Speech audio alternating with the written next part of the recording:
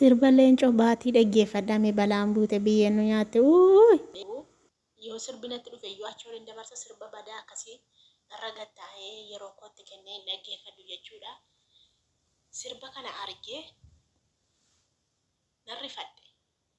Wallaahi narrifadhe sirba kana argee. Maaliif ani biyya arabaa keessa jira. Ana rakkoon biyya ana baase jaarsi kiyya narratti fuudhinna nan shakkimee waan inni jedhu laala. Jaarsi kiyya narratti fuudhinna akkam maal jechuudha? Inuma salphattan.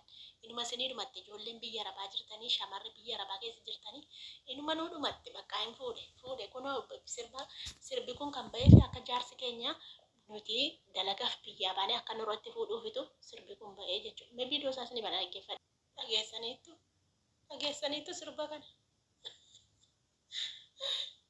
Dhageessanii warroonni akka koo biyya arabaa jirtan biyya ormaa jirtanii nuti dalagaadhaaf biyyaa baanee jechuu nuti dhiira mana keessa keenya ofii keenya as keessatti hojii hojjenne birriitti argina inni mana ijaara kunoo nurratti fuudha.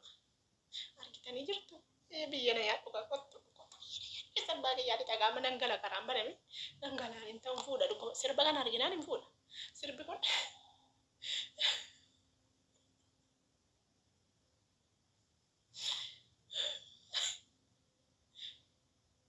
hin fuudha wallaahi hin fuudha nangala. Attamtaa jirtu sin argitanii sirba kana argitanii sirba leencoo kana argitanii tumoon argine nuu dhumatte akkam taanaga kunoo nurratti fuudha dhugaa. Ani sin barbaadu situ isa iseen rakkinaaf biyyaa baatetu ani sin barbaadu ani kan biraa filadhe situ nagatee deeme situ na dhiisee deemee jedhe. Bar shamara biyya arabaa laallata kun warra jaarsa dhiisee biyyaa ba'e warra mucaa dhiisee biyyaa ba'e ilaallataa jechuudha sirbi kun. Leencoo maali nu ajjeefte maal leencoo maali leencoo nan bade maal nuuf yaaddu nuuf yaadduun jedhe warra jaarsa dhiisee biyyaa ba'e rakkina biyyaa nu baase malee jaallannee miti.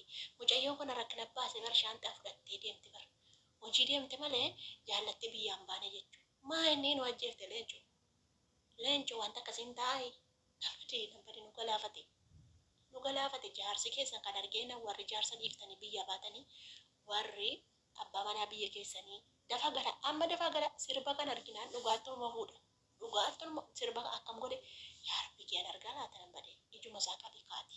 Sirba kan akkan argine ija isaa qabu malee inuma nuu dhumatte nuti dalagaa dalannee birriitti arginee mana jaari jennee kana biti jennee achi waliin dhoofna inni kun nurratti fuudhaa jechuudha. Kun sirbi kan ba'u fakkeenya waa tokko diraamaan kan hojjetamu fakkeenya waa tokko waan hawaasa keessatti ta'u waan hawaasa keessatti raawwatutu hojjetamaa jechuudha. Diraamaanii waan dhugaa ta'e mul'anne malee waan namarratti ta'u fakkeenya hojjetu jechuudha.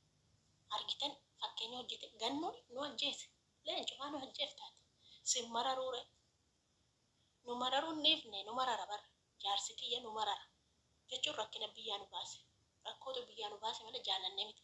Jireenya kanarra fooyya'aa jiraanna nuufa darbuu jennee baane malee ati baay'ee nambadee haadha kootii nambadee jirtaa garuu ofii itti dawwalaa amma dhugaa itti dawwalee waa'ee onlaayinii rolii gadi hin deemin jedhan dhugaa itti dawwalee amma feesbuukiin bananii tiktookiin bananii yoo tiktookii bananii yoo feesbuukii yuutuubii bananii wayitu jira jedhanii bakakkaa wayin namatti bu'a jedhan hin bananii jedhan amma itti dawwalee dhugaa kaltiin akkasiin jiru. Nu galaa. Nambare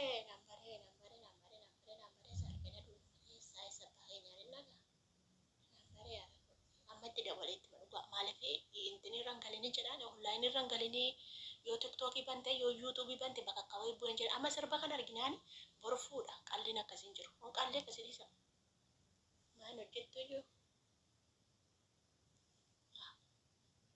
amma itti dabaleetti jaarsa keessatti dawalaa himaati dafaati amma jaarsi isin irratti fuudhaa jechuu isin rakkina biyya baatanii inni kunoo sirba kan argeennaanii dhimma isheetti abaddu dhimma ishee nagattee deemte dhimma ishee jaallattee teessee fuudha ani isinitti mee jira hasan baayisu.